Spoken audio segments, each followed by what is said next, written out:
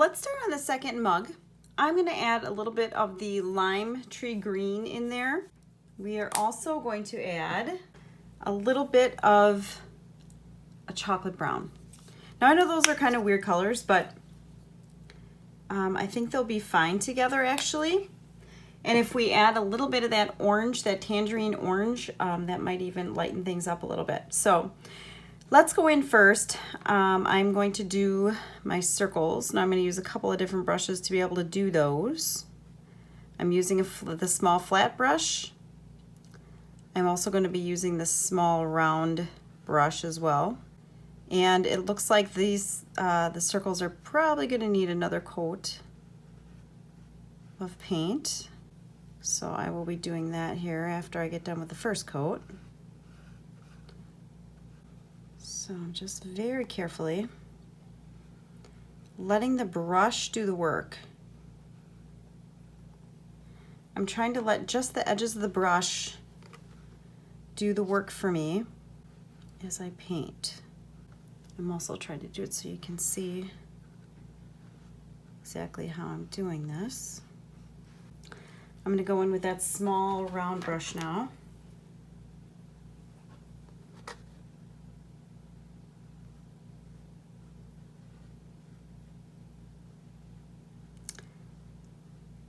And I may use my judgment to make a few little adjustments on some of the circles. If they're a little too close together or they look a little too close together, I may just kind of change my mind with a few of those circles. I might add a few little circles too, like this one. If I think that there's just some spaces that need a circle, I'm going to add it.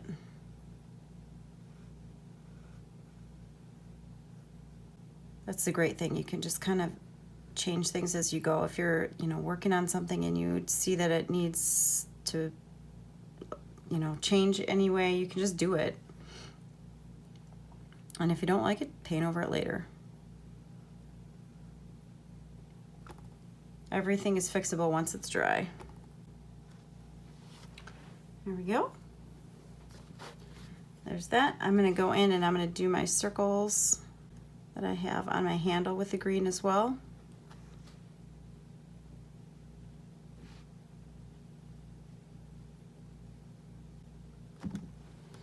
There we go.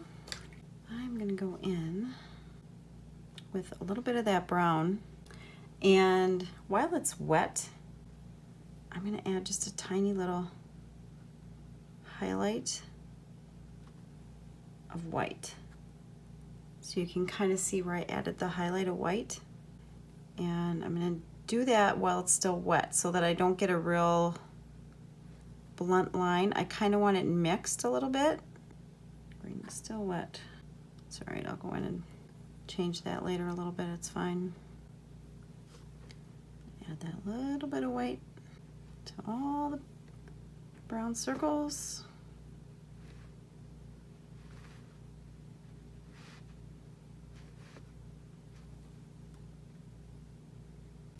There we go. There we go. Now I'm going to go in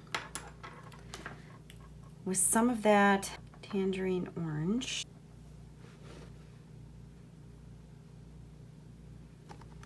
And I'm going to go around my circles.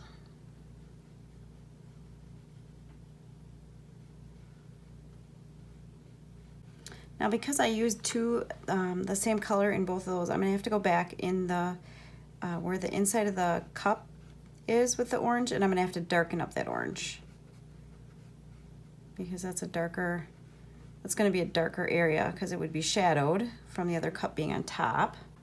So I have to kind of keep that in mind while I'm painting here. Sometimes I have to remind myself to breathe. I get so in the zone. That's when you know you are just creating awesomeness, because you kind of forget, like, oh my gosh, I guess I need to breathe. That probably sounds funny to some of you, but some of you know what I'm talking about. There we go. Now that is, I'm gonna definitely have to go back over that again because that's a little bit crazy with the black coming through. But I'm gonna do the handle first. I'm gonna do the handle orange. I'm gonna keep it unified and the same, just so it doesn't get going in too many different directions. We don't want that either. So I'm just gonna go around the circles here very carefully.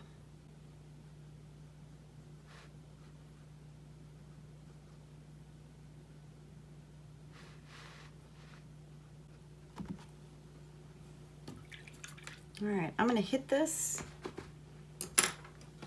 with a little bit of a hair dryer, maybe.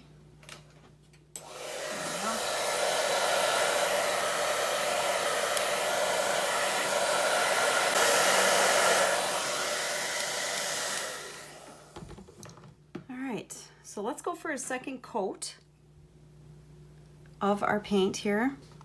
We're gonna go with that orange, tangerine orange. And we're just gonna go back and do a second coat. Now some people would probably be like, oh, these are some crazy colors together. And some people would say, oh my gosh, these are awesome colors together. You know, depending on your taste, or if you were, you know, painting something for someone else to go in a kitchen or go wherever, you don't have to use these same colors. If you have, you know, some different colors that you think are better to match a place you want to hang your painting, or to give it away to somebody who has different colors in their kitchen, by all means, you know, feel free to use different colors. I like kind of using crazy colors on coffee cups. I don't know what it is about like really bright colors on coffee cups. It just makes me happy. So that's why I always go with the bright stuff. Okay, I'm also going to use that orange inside of here for the inside of that coffee cup. Like I said, down here I'm going to need to make it darker, just so it shows up as a shadowed area. And this one I will too. I may not use the same colors to do that, but we'll take a look at that when we get there. I'm using a little bit of a color called Ripe Tomato. It's kind of a reddish orangish color. I like it because it's still that orange, but it's a little bit darker. So I'll bring a little bit of that light in there, and I'm going to go back with a little bit more of the red and just kind of mix it up on my canvas. Do that same thing up here.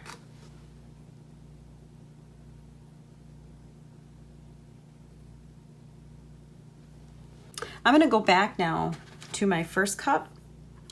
I'm actually going to use some of that tomato red, and I'm going to bring a little bit of that tomato red on this side just to shadow things up a little bit on the stripes. I'm also going to add just a tiny little bit of the tomato red on those circles again, just to get a little bit of a darker part to those. I'm going to go back. I just wet my brush. I'm cleaning it off, cleaning my brush off. And I'm going to go back with a damp paintbrush. And I'm just going to kind of blend out the lines so you don't see a really, really harsh line. I don't want a real harsh line on those circles. I'm also going to go back and I'm going to add just a little bit of brown on some of these that have the really, really harsh white spots. I'm just going to tone those down just a little bit. And I'll go back and add those highlights and things later, but for now that's good. And I'm going to go back and I'm just going to clean up a few of these little circles that tended to kind of get out of hand a little bit. Add some black around those as well, but we'll just kind of clean things up a little bit and go back and touch up a little white too in just a few little spots. I know I covered up some of the white, but then it just doesn't Didn't have that pop that I was looking for, so I just went back and added a little more white.